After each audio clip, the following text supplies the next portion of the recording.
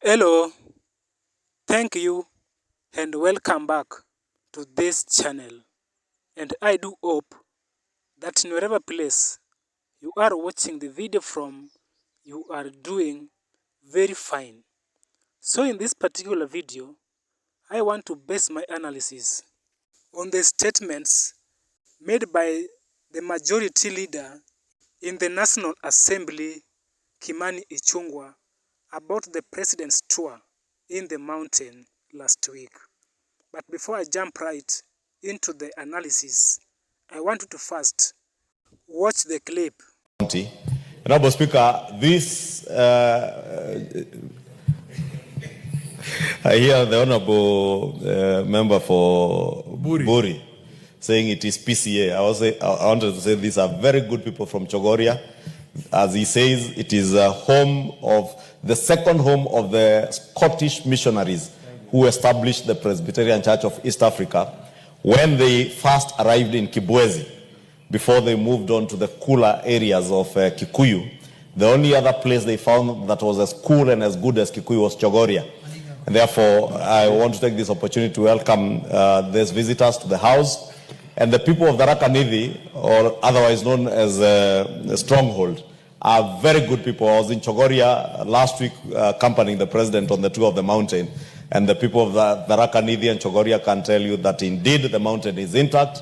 Those people who claimed to have written a will on behalf of the people of Mount Kenya, even the visitors here today will tell you that they have the capacity to make decisions on who to vote for, including their member of parliament and other leaders, without having to look at wills written by individuals.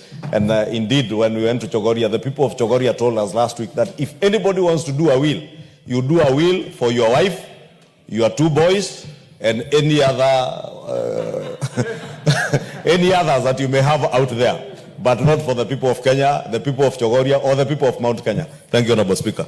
Kimani Ichungwa is so confident destroying Rigathi Gachagwa, even though he never mentioned his name, but I believe he was attacking Rigathi Gachagwa. For instance, if he talks about someone who wrote a will for the people of the mountain, we clearly know that it was Rigathi Gachagwa who came out some weeks ago to tell us how he has written a will that is with his lawyer, which will lead the mountain people if in any case the Kenya Kwanza government has managed to take his life away. And it is true that what he is saying, that the people of the mountain have consented unanimously to rally behind William Ruto and to support him in his re-election of 2027. To me, I can see that the MP is trying to lie to us, because he is trying to tell us how the mountain people came out in their large numbers to welcome President William Ruto.